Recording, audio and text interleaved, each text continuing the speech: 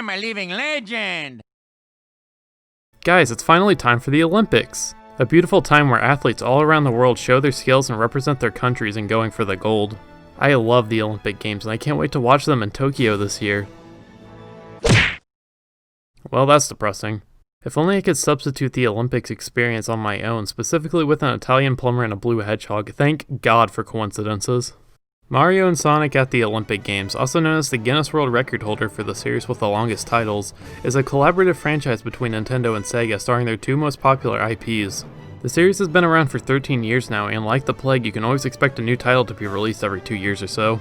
This series has always been perplexing to me, even as a child. Sure, seeing Mario and Sonic characters interact outside of Smash Bros. Or fan animations was incredible, but it's the context of these worlds taking part in the Olympics that made it odd to me. Gaming's had a lot of great crossovers.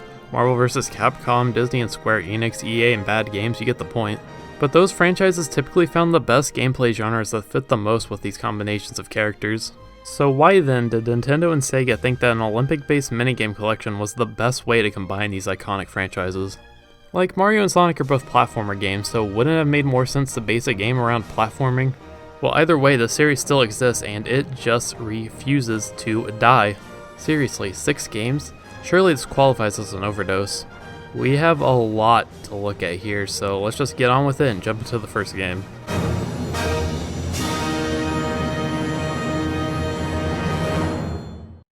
Okay, so after Sega shut the bed and quit console development after the Dreamcast's failure, they quickly shifted into third-party development and even built a friendly relationship with Nintendo as a result.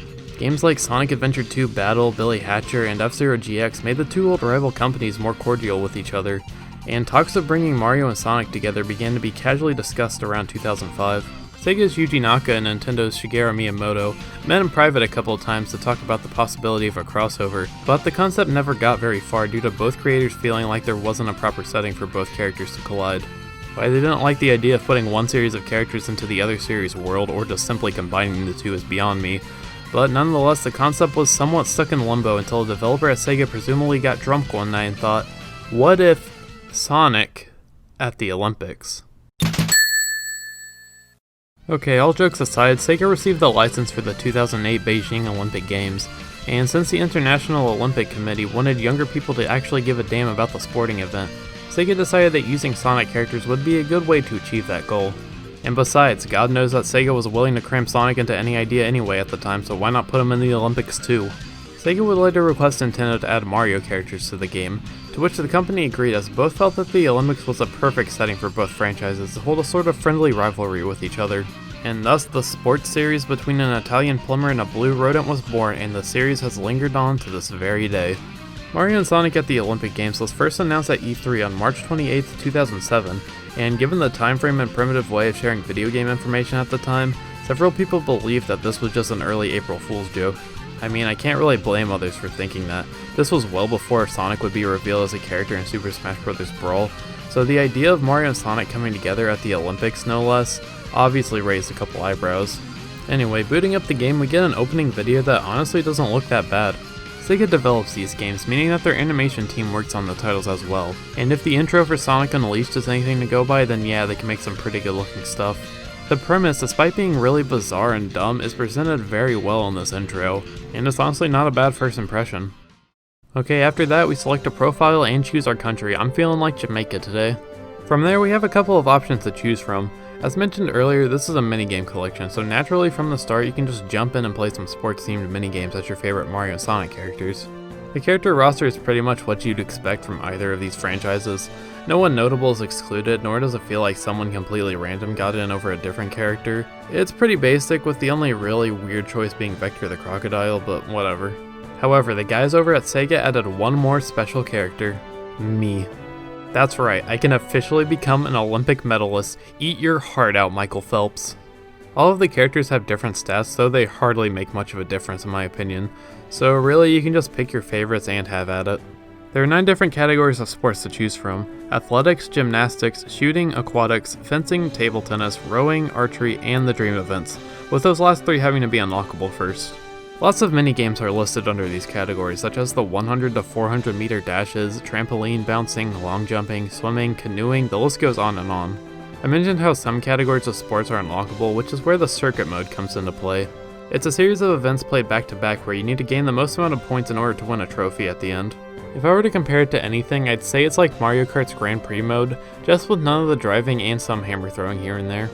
Some of the events you can unlock are the Dream events, which are supposed to be a way of adding some extra Mario and Sonic flair to regular sports, but in the case of this game, they might as well just be simple aesthetic changes.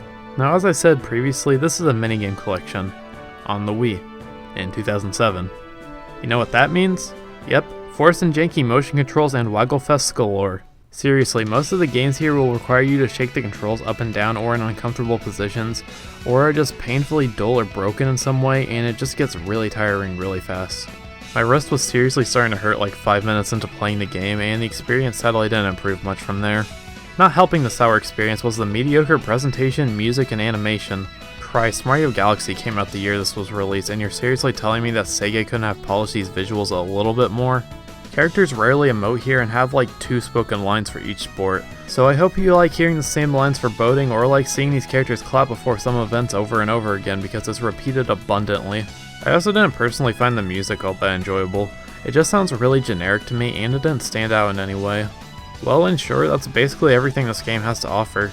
There is this mission mode where you complete events under specific regulations, and there's this gallery mode where you learn about Olympic trivia by playing these painfully simplistic minigames. Would you believe me if I said I didn't spend much time here? And yeah, that's basically the first Mario and Sonic game. The minigames aren't very fun, the presentation is dull, and there really isn't much of a reason to go back to this one nowadays, unless you just want to laugh at some of the absurd concepts here, like come on, Sonic with a sword? That's just ridiculous. Well, I guess the only place you can go from here is up, because we're moving on to Mario and Sonic at the Winter Olympic Games. I was always more of a Canada fan anyway. So despite the first Mario and Sonic being kind of garbage, it still sold well enough to warrant a sequel, and fun fact, this was the first game in the series that I ever played. I think I got it as a Christmas present one year, and I remember this game pretty fondly despite trading it into GameStop one time. So let's see if this game still holds up. Okay, we once again have a pretty great opening movie, and you can really tell that a lot more effort went into this game just by looking at this intro and the UI design. By the way, I decided to go with Ecuador this time as my country. I've had enough of Jamaica's bullshit. So now that we're in the grand city of Vancouver, Canada, we have a completely different variety of minigames and modes here. Since we're obviously at the Winter Olympics, we have new winter-themed sports like skiing, snowboarding, curling, and the best one, figure skating. I can make Dr. Eggman figure skate to Swan Lake. My lucid dreams have finally been realized.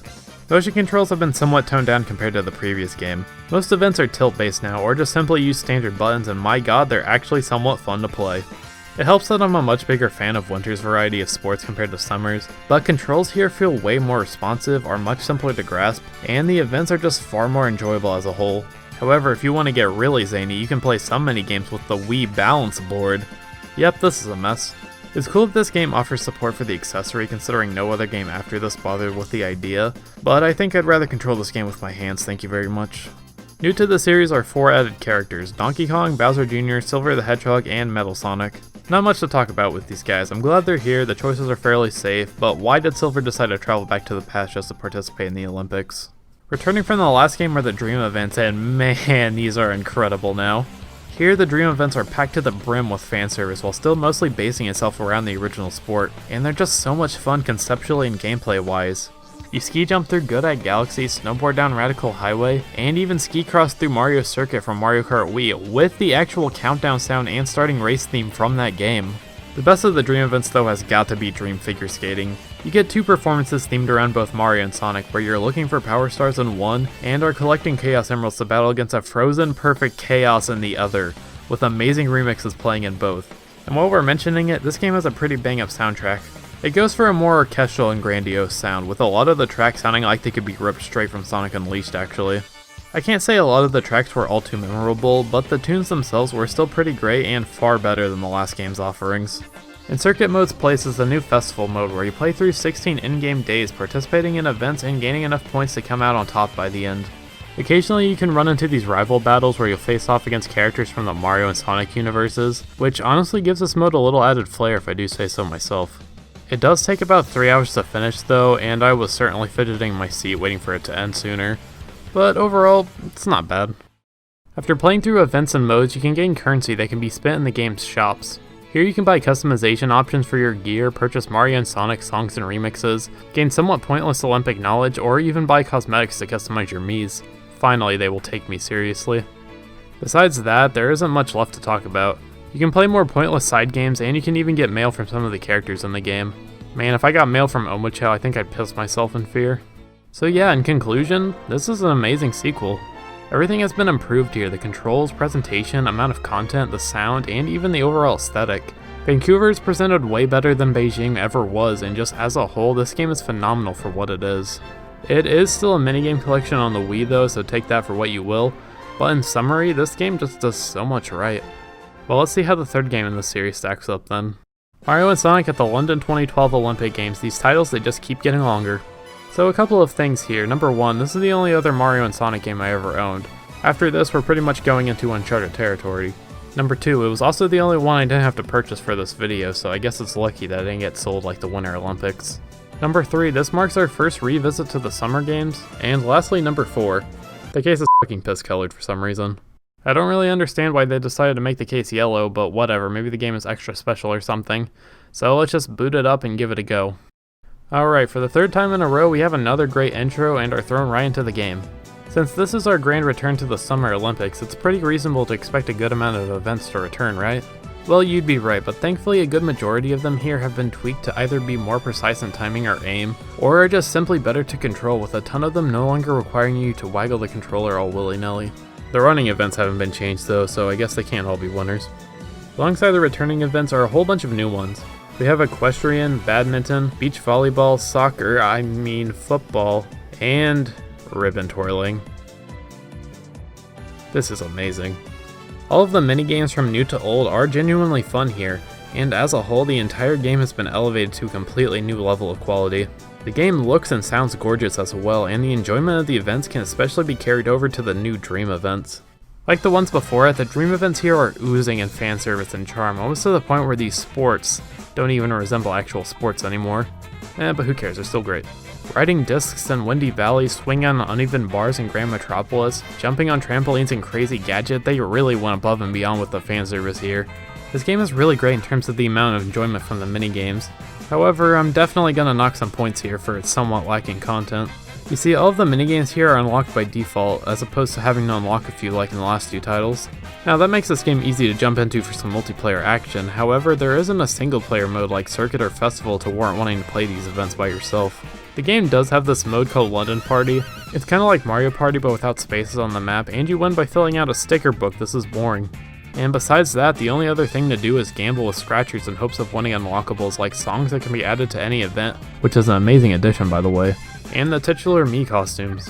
Well, I guess that means we should wrap things up then. Mario and Sonic at the London Olympics is another great game, but in my opinion it just isn't as good as the Winter Olympics due to its lacking content. Though you can do synchronized swimming in this one, so it might actually be better after all. Alright, and now we're jumping console generations here with Mario and Sonic at the Olympic Winter Games Sochi 2040. God, just stop! Okay, can't wait for a new pre-rendered CGI intro. What? Huh? Why is it using in-game graphics? Why is there no fantastic CG intro this time? Ah, this is a bad sign, isn't it? Well, here we are at the menu, and I gotta say I'm a little overwhelmed. I'm not a fan of this rhombus menu look, and I honestly like the simpler menus more. This is just a small case of form over function, but I guess it isn't the worst thing ever. It does have this small detail though where the percussion and the music kicks in whenever you hover over a mode, so I guess that's kind of cool. Cool. Okay, so this is our return to the Winter Olympics, meaning lots of minigames return from the previous game. And boy do they return, because there's not a lot of new stuff here. There just aren't a lot of events to play here, and the ones that are here are either recycled from the 2010 Olympics, or just don't play well due to one fatal design choice. This is a Wii U game, and the devs clearly wanted you to have the best of both worlds in how you control the game. So as a result, you will constantly have to switch between the gamepad and a Wii remote. Instead of, allowing you the option of choosing what kind of control scheme you want to use, you're forced to switch constantly, even if the event is a returning one from the previous game that worked just fine with a Wii remote. And it's just dumb. It's easily the worst with a biathlon event where you ski for a good minute or two, have to stop and switch controllers to shoot some targets for 10 seconds, and then you just switch back and carry on with the rest of the event. Why do you have to switch? Why can't you just choose between the gamepad or the Wii remote? They both have gyro controls. This is so stupid. There are some even worse gamepad inclusions here as well. You're sometimes forced into an interview and have the option to take a picture with the gamepad's inner camera, and you can control your character's head with the gyro controls. This isn't very fun. Anyway, so switching up the controls along with some of the weird changes they made to some of these events that ultimately makes this game not very fun for me. Like, all of the returning events here are infinitely more fun in the original Wii game, so why should I bother even playing them here? Well, at least the dream events return, and despite not having nearly as many as there were in the previous games, they can still be quite enjoyable. You do a little ice skating performance again, you play hockey in Delfino Plaza. Side note, I find it kinda weird that they mix a winter theme with a tropical setting, but whatever. You pod race in Sweet Mountain, and you even play this really odd life-size curling game in Green Hill with Sonic 4 music playing in the background. Yeah, I don't like this one. Well, I guess there's some other modes we can try out. Here we have Legends Showdown, where 5 teams of 4 compete to win a trophy, and for some reason they have to face off against shadowy versions of themselves. I don't like this mode. Italy Mania is sort of like circuit mode from the 2008 Olympics, where you play a series of events in a row, this time centered around specific themes. It's neat, I guess. And finally we have Action and Answer mode, where you answer questions or complete certain actions within events in order to gain the highest amount of points by the end. I'll give it credit for being a little more unique, but yeah, this one didn't do much for me. Well, that's pretty much everything in this game. Oh wait, hold the phone, this game has online play! Let's hop on for some matches. You can only play 4 events online. And unsurprisingly, no one is playing the 7-year-old game online. At least you can't blame me for trying. Well, this game was incredibly dull. Man, after the 2 bangers that were 2010 and 2012, where did all of the ambition and effort go? I mean, sure, the graphics look pretty good, if not a little washed out, but everything else is just kind of average. The minigames are bland, you constantly have to switch between controllers, the amount of events are lacking, there aren't a lot of modes to play, and I didn't even mention how the game constantly asks you to submit ghost data, and how you're constantly asked to try these slow and boring tutorials whenever you first play an event. Some of these games are less than a minute long, why do I need to have a tutorial for these events? At the end of the day, this game is kind of mediocre. If you're really curious to see how Mario and Sonic do in the Winter Olympics, then you should just play the Wii version instead. Alright, only a couple of games left, so let's move on to Mario and Sonic at the Rio 2016 Olympic Games. I remember this game didn't look very interesting to me when Nintendo was highlighting it during Nintendo Directs and such, and apparently the devs thought so too because this game ended up getting a smaller print run than the other titles, which only helped to boost the price of it as a result. So yeah, I'm a little bitter that I had to spend a pretty penny to get this, but hey, at least the title is shorter this time.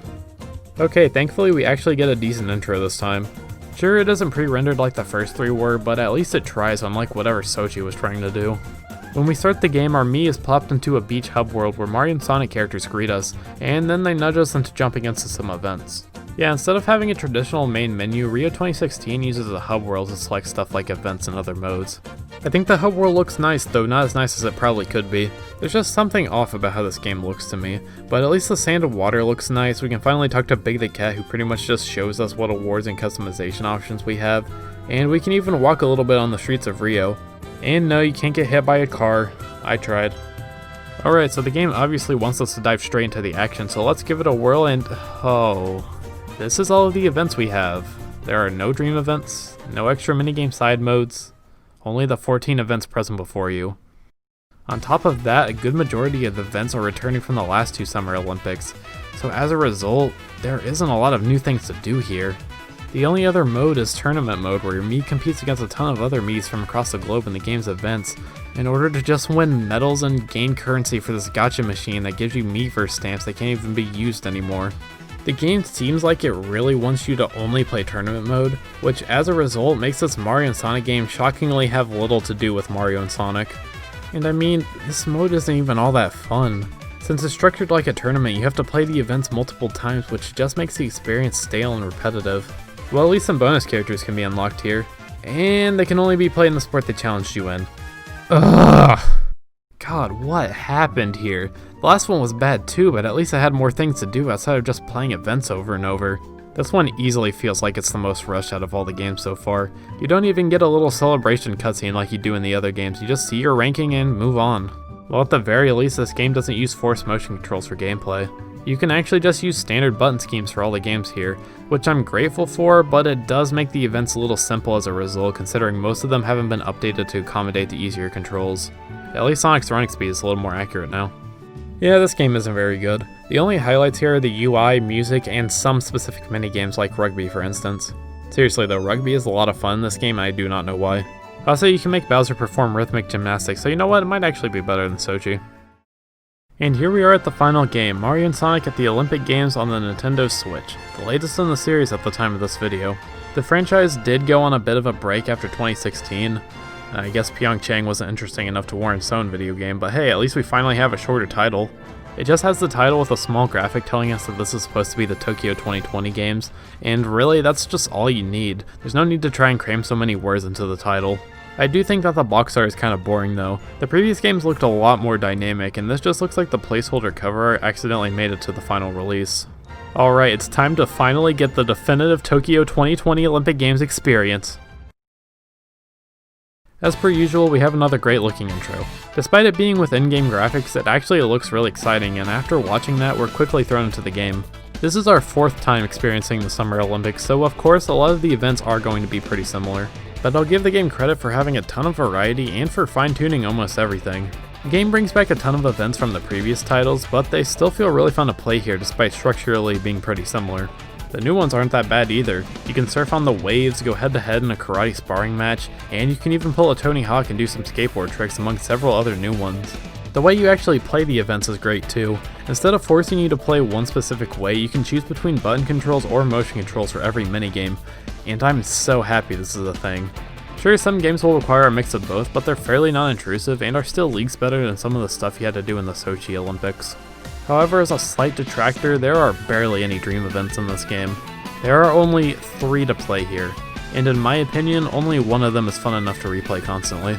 It's weird how these games relished in fan service and series love through the dream events in the earlier titles, but slowly dropped the idea of them as the games went on. It's honestly just kind of a bummer that the best part of the series has been getting neglected like this for a while now, and their absence here is greatly felt. Well, in the dream events stead are the 2D events. They're basically some of the regular Olympic events, but presented and played like they were an old NES game or something. Accompanying them are characters presented in some of their older sprites, 8-bit music and sound effects, and even a CRT filter if you're an insane person. The games themselves are incredibly simple, which I guess is the point, but as a result, it does make them a little harder to warrant replaying over and over, but they're still a pretty neat addition all things considered. I do wish we could play as the rest of the roster though, instead of just 8 characters. I know a lot of these characters don't have official sprites for them, but imagine how much cooler this mode would be if we could play as characters like Blaze or Shadow. Well, the only other main mode we have here is, shockingly, a story mode. That's a pretty cool concept to throw in here. I know some of the handheld games had story modes, but this is the first time one of the console games had one, so let's give it a try. The Tokyo 2020 Olympics are underway, and Mario and Sonic are just hanging out when they're suddenly interrupted by a Toad who says he has a gift for the two of them. Upon opening the gift, they see that it's what appears to be a video game console that is meant to let the two of them experience the past Tokyo Olympic Games, adequately named the Tokyo 64. The device is quickly revealed to be a part of Bowser and Dr. Eggman's latest scheme, but before Mario and Sonic can activate it on themselves, Bowser impatiently frightens Luigi into activating the device, causing Mario, Sonic, Bowser, Eggman, and a Toad to be transported into a video game recreation of the Tokyo 1964 Olympic Games. I see what you did there. Tokyo 64, you sly dogs. Anyway, from there the heroes and villains need to escape the retro world by earning gold medals in Olympic events, while the characters in the real world try to find a way to get them out. It's a pretty standard story mode. You run around actual real-world Tokyo environments, talk to characters that won't help you out unless you challenge them to an event first, and you can find little bits of Olympic trivia. It's basic stuff, but it's still pretty enjoyable. The writing is actually pretty good here, and I'm glad that this is a console Mario and Sonic game where the characters actually interact with each other, even with how little it may actually be. You can play these little short burst minigames here that can later be accessed in another menu, and you can even unlock special characters for specific events by playing the story mode similarly to the special characters in Rio. You still can't play them in other events, which is once again super depressing, but I find these to be a good incentive to actually play the mode. Even with the decent story mode, this game doesn't have a lot going on for it. I don't find the events here to be bad, though they can be a little short, but like a lot of the other games previously, there really isn't a lot here that makes you want to keep playing it. You can play the game online without any weird restrictions this time, but despite this game being less than a year old, yeah, no one's playing this anymore. Mario & Sonic at the 2020 Olympics is a perfectly fine game, but in my opinion, there really isn't much of a reason to play this unless you're starving for a minigame collection on the Switch. Which in that case, yeah, you could do a heck of a lot worse than this. You can see Dr. Eggman's feet and nipples though, so take that as you will. And so that was every game in the Mario and Sonic at the Olympic Games series, sort of. There are still the handheld versions I could take a look at, but for now, I'm a little burnt out on this series after playing all those games. Maybe I'll come back to the franchise whenever the 2022 Winter Olympics come around. Hey, at least I'll be at Beijing again. It's almost like we'll have gone full circle whenever that happens. Now, do I think the series is done? Nah. I feel like we'll probably get another Winter Olympics on the Switch, and the series has come back from the brink before, so I doubt it'll go away anytime soon. These games took a bit of a strange journey. They started out broken and gimmicky, peaked with its next two entries, and then sort of meandered from there with only some signs of progression and growth recently. Well, at the end of the day, this franchise is most likely here to stay, and despite the absurdity of its concept, it still brought together two of gaming's most iconic characters. And who knows, maybe the dream crossover we're all really waiting for is just around the corner. But until then, I'm just going to continue to gawk at Donkey Kong ribbon twirling. This is seriously amazing, and I want more video games to have this sport in them. Just imagine how good Halo would be if Master Chief just started ribbon twirling out of nowhere.